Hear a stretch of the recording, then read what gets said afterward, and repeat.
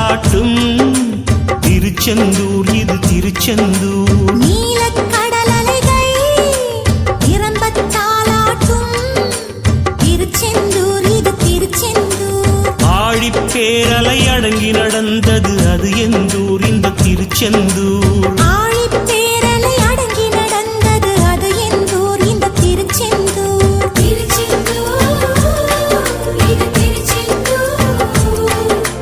திருச்செந்தூர் இது திருச்செந்தூர். நீலக்கடல் அலைகள் நிரம்பத் தாலாட்டும் திருச்செந்தூர் இது திருச்செந்தூர்.